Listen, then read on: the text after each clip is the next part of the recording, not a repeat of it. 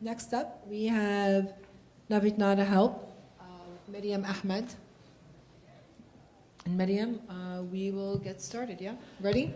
I think so. Okay. Assalamu alaikum. Sorry, I think I came up prematurely. Assalamu alaikum, everyone. My name is Miriam Ahmed. I am co-founder of Navinata Health. Navinata Health is focused on educating today's busy physicians on innovative life-saving therapies, particularly oncology, using our award-winning knowledge exchange platform.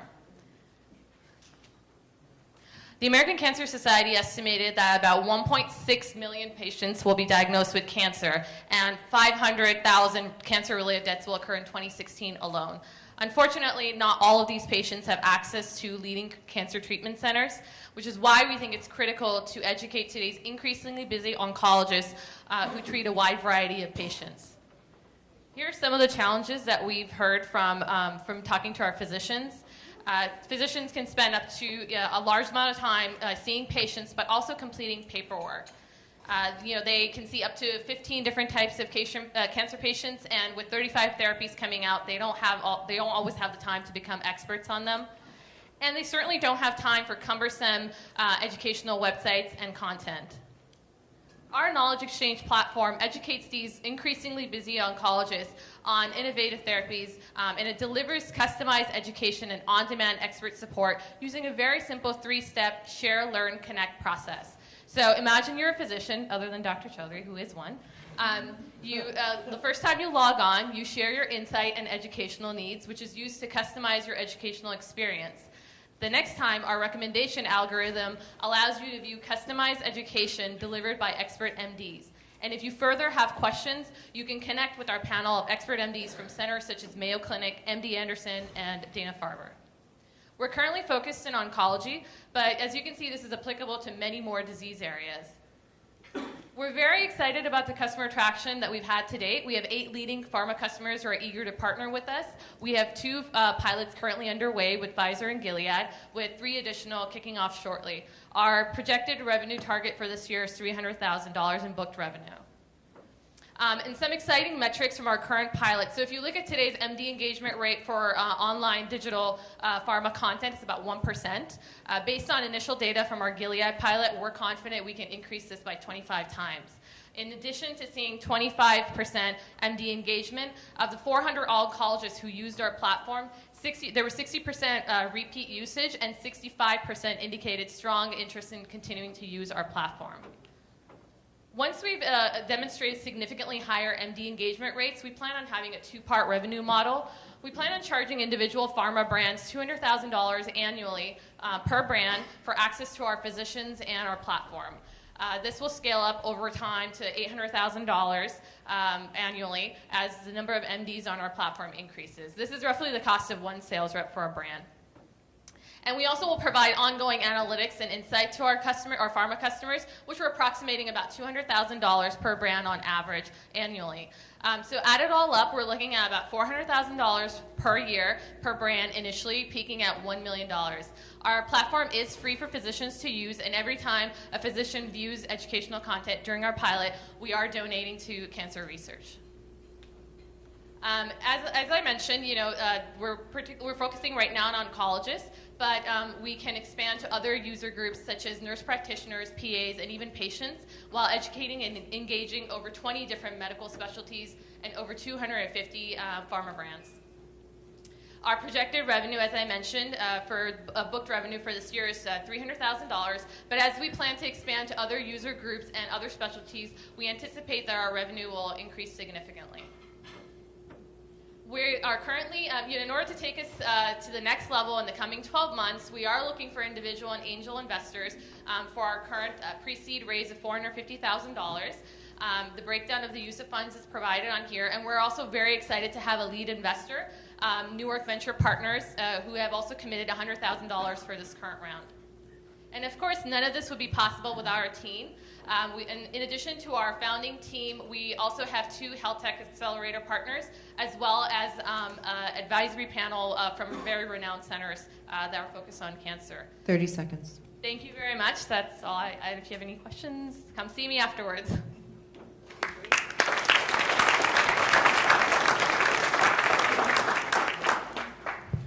So So Dr. Chaudhry, we want to start with you. Yes, that's fantastic. I'm one of those overburdened physicians who's always looking for ways to streamline learning about new drugs coming on the market. So I love this. And I think this could really grow, has enormous market potential. You're probably underestimating yourselves. I would encourage you to branch out beyond cancer because just for instance, in my field, we do so many clinical trials. Every month there's a different flavor of the month for new medications coming out after clinical trials because I think cardiologists are the most aggressive in terms of clinical trials. So I would encourage you to expand well beyond oncology. I'm happy to help you if you want to put me on the board because so I'm on a board of a different type of company called Health IQ, which is for consumers who want to learn about medical conditions. They had approached me, I think, about 2 years back. And so I like this because this is different. And I've been seeing other companies in this space who are actually targeting MDs.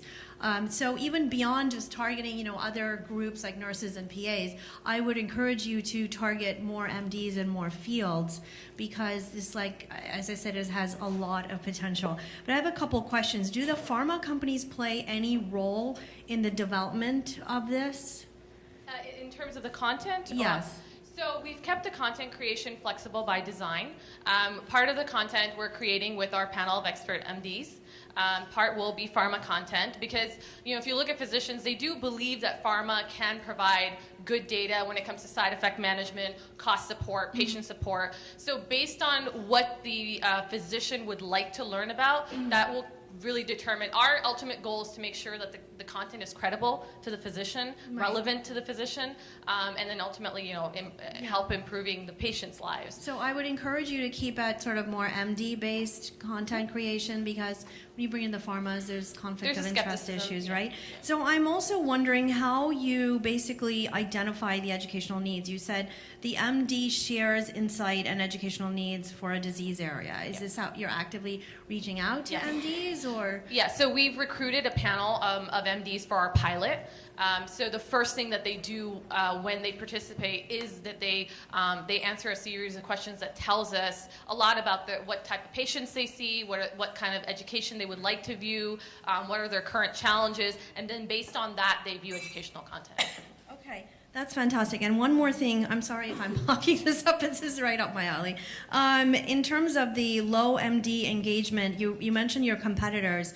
So Merkel, I said, I saw you, I haven't heard of them, but you said there's a large MD reach but low MD engagement, and how are you specifically differentiating yourselves from them? So again, by ensuring that the content is relevant. The other problem that a lot of these sites have is that it's information overload. And a physician does not have time to go on these websites and sift through 5 million conversations. Like Surma will advertise they have 3 million conversations going on. Well, a lot of oncologists don't have time for that, or even physicians in general. So we're offering very customized education in short 5 to 15 minute bursts. And that's kind of how we're getting that interest and engagement that, a physician in between patients can go on his phone or his iPad or his desktop and quickly view something that's relevant to them and go back to seeing their patients.